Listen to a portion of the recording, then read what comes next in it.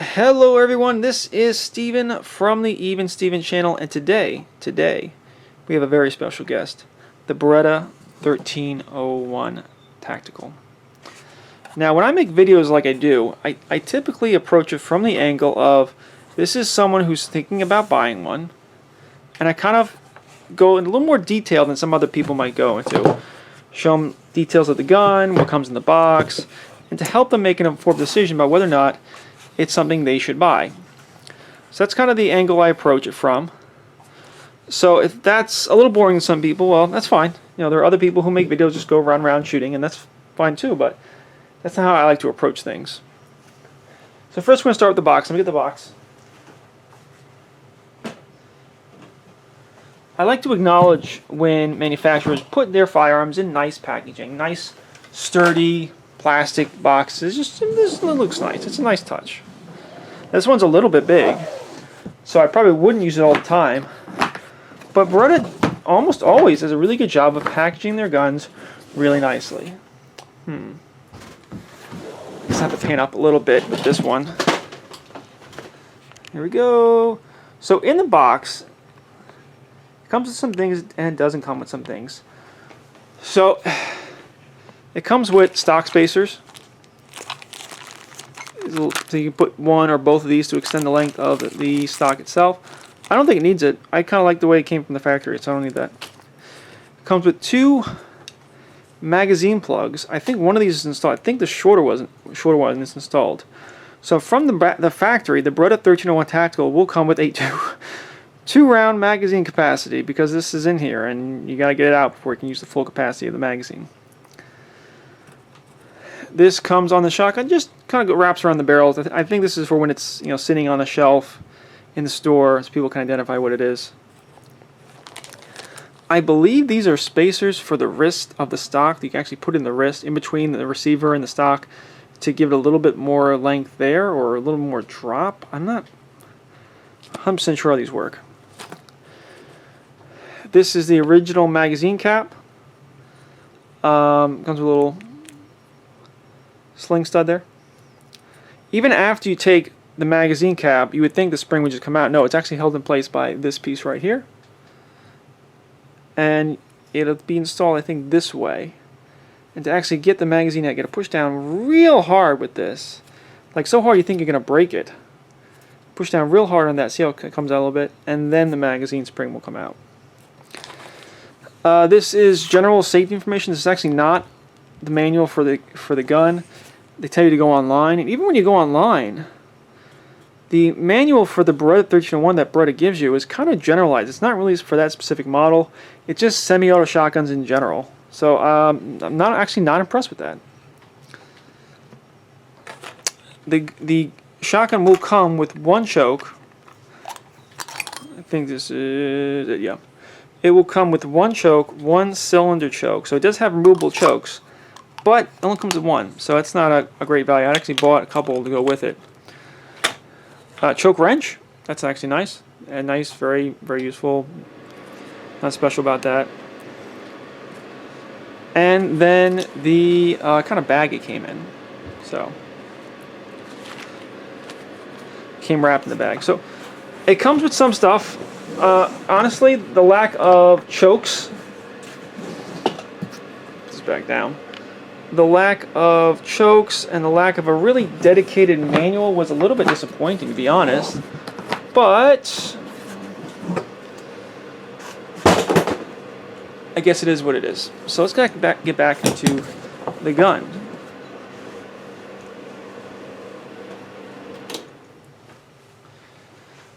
Sorry, my heater kicked on. I thought I might be making noise. So this is the Beretta 1301 Tactical. Tactical. That means it's got to be great, right? Honestly, it's a pretty good shotgun. Tactical. But it's not perfect. It is an excellent shotgun, though. And I guess I will go back to front, and we'll talk about the features of the Beretta 1301 Tactical. In short, this is a 12 gauge semi-automatic gas-operated shotgun. Standard capacity is 5 shells, 2 3/4 inch shells. It will take 3 inch shells.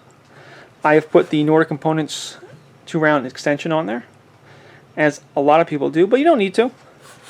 So let's go back to front. First of all, we're going to start with the stock. This is a very traditionally laid out stock. Nice little, manufacturers tend to put a nice little logo right there. It has a sling stud, a sling stud right here. It is actually very long. If you see this, it's actually kind of long, and I had difficulty putting certain slings on there. It's a little long, it's a little big. Get a little bit of a rubber butt pad there, not a whole lot. You can buy extensions from Beretta.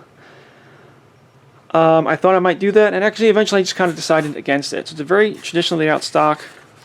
I kind of like the lines here. I like how it looks. This really good grip texturing here really helps you pull into your hand very well.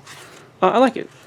A lot of people will end up putting I think Artis Industries adapter to let you use Mossberg 500 furniture.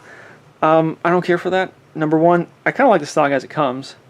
Number two, you got to pay for it. So I leave it as is. Now, out of the box, it isn't the most tactical thing, because you have a sling stud on the bottom, but nothing really on the top or the sides. So I actually kind of tried to set this up like an AR-15 2-point sling. And when I did that, having the sling on the bottom really wasn't doing it for me. So I actually kind of jerry-rigged something up where I can have the sling attached from the top. So this is Amazon stuff, really. This is the Amazon, I don't know what brand, it's called the Easy Sling, Easy Shotgun Sling. What it does, it basically wraps around the stock. You can orient it this way and orient it that way. And that allows you to kind of attach a sling to a stock, generally shotgun stocks, that don't have sling attachments. So even though this one does, I want it up top.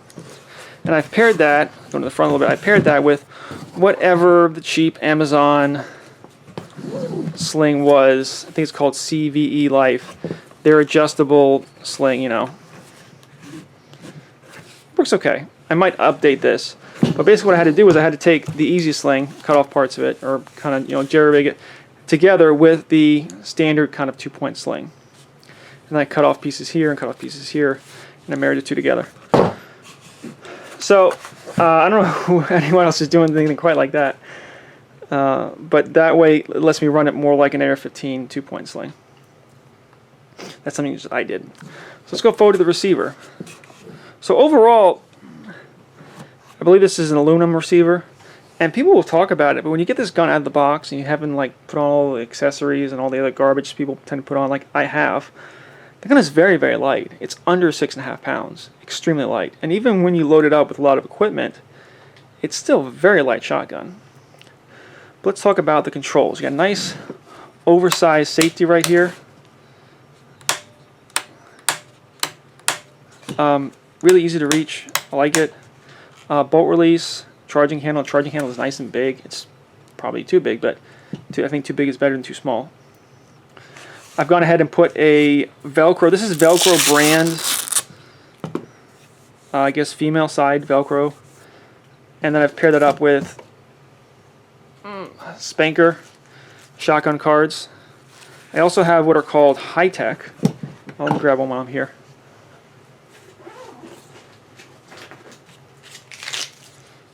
These are called high-tech shotgun cards. And these are, actually the elastic on this one is really tight. The Spanker ones are a little looser. The brand name that people point to is called S-Tac, E-S-S-T-A-C. And I think eventually I'm going to get some of those. But this is what I was able to get really easy off Amazon just because I have Prime membership, so I just kind of got that. But yeah, buy all of them and try them all out. You also have the ghost ring sights, which I do like. I like ghost ring sights on shotguns. You have a spot here for red dot if you want. Nice. I think because of the way this is set up, most people can't co-witness because this is so low. Most people can't co-witness a red dot and the iron sights. I don't care so much about that because I have astigmatism, and because I have astigmatism, I'm really never going to put a red dot on here. Let's see, bolt release. This is the, whatever, is this the elevator or lifter? You see the magazine follower right there, which is metal. You know, that would have been nice if they made that like something really high gloss, like to make that orange, or make that blue, to make it obvious that that's not a shell, because that almost kind of looks like a shell. That's something that maybe Beretta could have done better. Now the controls on the Beretta 1301 are maybe a little bit different than you might expect. How do I show this? Well, there's this button right here, and this is something I think some other videos kind of gloss over. So when you get an Even Steven video, you get a little more detail here. I think this is called the carrier stop button.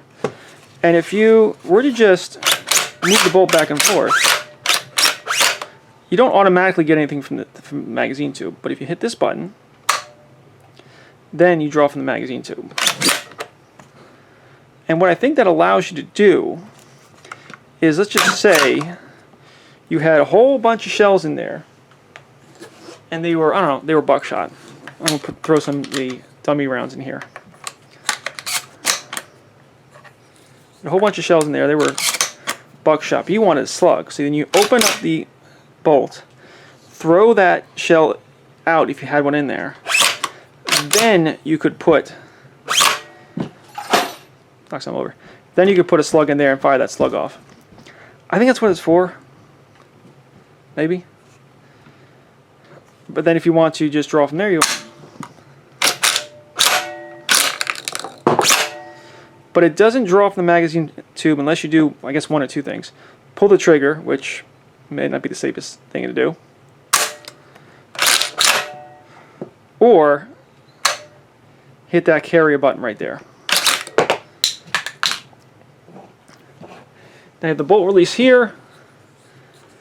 And there's also one more function. It's like a multi-function part of the bolt release. So it's there. It sticks out pretty far. If you actually pull on the bolt release, you will actually draw a shell from the magazine tube. I just did there. And I'm not 100% sure how all these buttons are supposed to be employed. Because in theory, you could just run it like that. Oh, it's empty. Throw a shell in there. Close it up. Bang, bang, bang, bang. It's empty. Locks open again. So you have all these buttons and controls in here. They all work in conjunction. I never actually used this where I pulled on this and drew from the magazine too. It never seemed like there was a reason for me to do that. I never really used that button. If anything, I'm pushing on this to activate the carrier. And then locking it open and then loading it from here, closing it, loading in shells. That's how I tend to run it. So there are a lot of controls on here that if you didn't know what they did, you'd be like, okay, why is this not locking open? As I did when I first got it. Notice how we have a rotating bolt there. This is a gas operating rotating bolt shotgun. Kind of cool. Handguard. I like the handguard. And this is another thing where people like to get an adapter and put like a Magpul AK stock on here. I don't know. You pay for the stock, might as well use it. I like the way it looks. I like the FDE. There's, again, really good texturing here. And I believe the intention of this kind of channel right here is to... I feel like I'm hitting the tripod a little more than normal. Is just supposed to kind of guide the shell in here. I think it's kind of, oh, maybe it was this one. Oh, kind of cool. But these channels are intended to guide shells into the ejection port.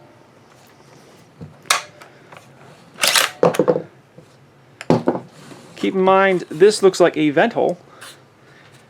This is a gas-operated shotgun. It looks like, well, it looks like the gas port is right here. I thought it was further forward, but it looks like this is where a gas is coming out. But a gas can also vent out this way, so I would recommend you don't put your hand near there. This is an 18.5-inch barrel. Here we got our front sight there. So I've put the Nordic Components 2+ magazine extension on here. I think Beretta now has their own version of this, but a lot of people default to the Nordic Components one. And basically you're taking off the old magazine cap that I showed you, and you put this on. It actually has a couple pieces. I think it's like a 3-piece affair. It's this piece right here that I'm unscrewing, this main piece, and then this piece right here. So it's actually 3 pieces of aluminum come together. And then it comes with this barrel clamp, which you don't necessarily have to put on. And on one side you can screw on quick detach cup. See little scratches there. And on the other side, you get like a little Picatinny rail. So I've gone in and put this little Streamlight flashlight on it because that's what I had. Around. And notice how I scratched that up just a little bit because I didn't read the directions and I didn't realize that there's a little bit of a bevel or an indentation right here, and I didn't realize you're supposed to put it in this spot, only this spot. I put it here in the back because I thought, why not? Just put it wherever. No, it's supposed to go right in this spot, right here. And if you don't, under recoil, the clamp will start going forward. So, my bad. That was a lesson learned. Now, going forward some more, I mentioned this is a removable choke system. The original Beretta 1301, like the Gen 1, didn't have this, had a fixed cylinder. And this is actually a full cylinder. Because, you know, when you shoot, even to like 7 yards, you're getting like an 8-inch group. 6-8 inches at 7 yards. And to me, I was like, wow, that's, you know, maybe because I'm a person coming from pistols and rifles, I'm like, wow, that's not what I thought was the accuracy I would get out of a shotgun. I mean, you're really just shooting out round ball out of a smooth barrel, and I guess maybe I shouldn't expect a whole lot of accuracy, but I thought, you know, to like 20 yards it'd be more accurate. But yeah, 7 yards with a full choke, 8-inch group, which is, you know, perfectly acceptable for, I guess, the way a shotgun should be employed. You're relatively close and doing a lot of damage up close, but again, I just expect a little better accuracy.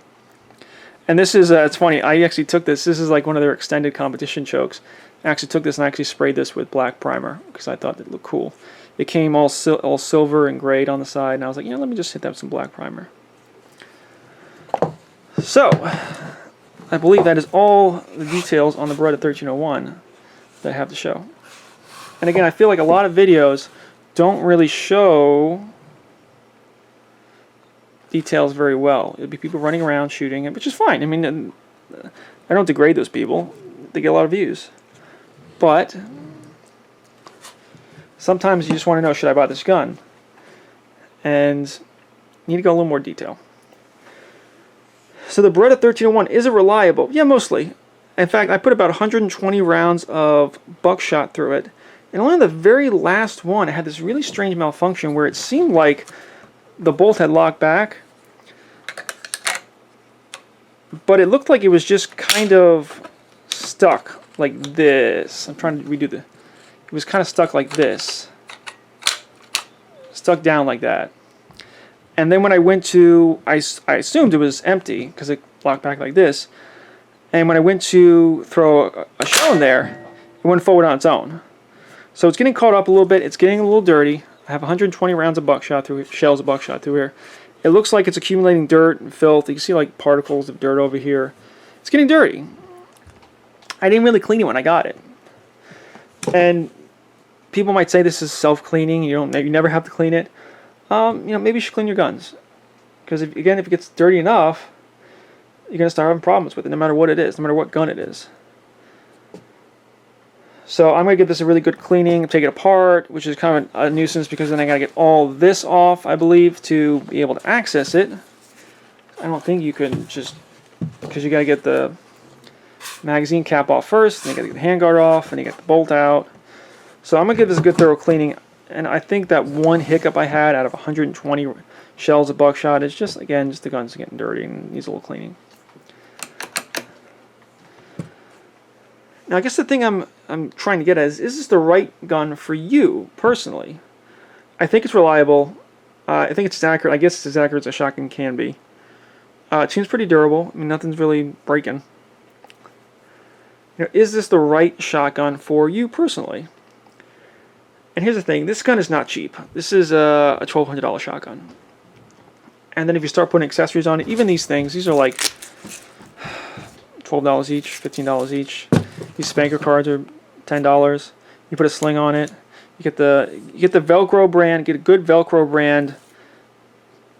You know, female part right here.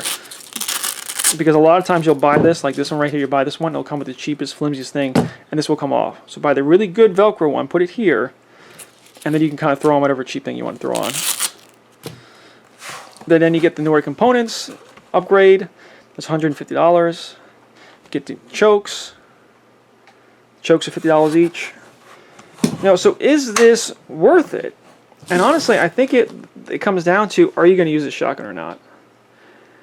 Because by the time you buy the shotgun and by the time you get the upgrades that most people are going to want to put on it, you're going to spend a lot of money. And I think it's on you to decide whether or not you're going to use this gun enough to justify buying it. I think a lot of times, me included, you know, you buy a gun and you shoot a couple times and then it sits in the safe. And if that's going to be the thing, that's your thing. I know people who've bought shotguns and never shot them at all. Like, I know someone who bought a shotgun like 3 months ago, still hasn't shot it. If you're going to buy this gun and it's going to sit in the safe, don't buy it. Go buy like a Mossberg Maverick 88. Go buy one of those Turkish pump shotguns. Shoot that once or twice and never shoot it again. Don't buy this, spend all this money, and then don't shoot it. That's what I'm getting at. It's what it's supposed to be. It's touted as a very reliable shotgun until you have that one hiccup out of 120 shells. I'm going to call that as a little fluke. I wish I had a little more shells to shoot, but I don't have any more ammo to shoot through it. So every other video that you see about the Beretta 1301 says it's reliable, it's durable. If you're like me, you saw that TFB TV video with James Reeves. He did 2 or 3 of them. I watched that video a few times. If you're like me, you think about buying this. Everyone else says it's really, really reliable, and I really don't doubt it. I had that one hiccup. I'm going to just write off as a fluke. Give it a good cleaning. Should be fine. But I think it's on you. Are you going to shoot this gun enough to justify buying it? And I'm actually making kind of a commitment to shoot this gun often. I shoot this gun, actually recently I've been shooting it about once a week. I just take it to range, put 10, 20, 30 shells through it, go home. I'm practicing with it. I'm practicing loading. I'm practicing all the quirks of using a shotgun. I'm practicing coming from the low ready, coming up, shooting. I'm practicing, loading the magazine tube. I'm putting the work in, is what I'm doing. And if you're not going to do it, just buy something else. Buy something else. And I don't say it to denigrate you. I say it to save you money. Don't buy a $1,200 shotgun and then don't shoot it. Anything else to add? No, that's about it. This is Steven from the Even Steven channel. The Beretta 1301 recommended if you are going to use it. I think I'll but do it. I will see you next time. Thank you, and goodbye.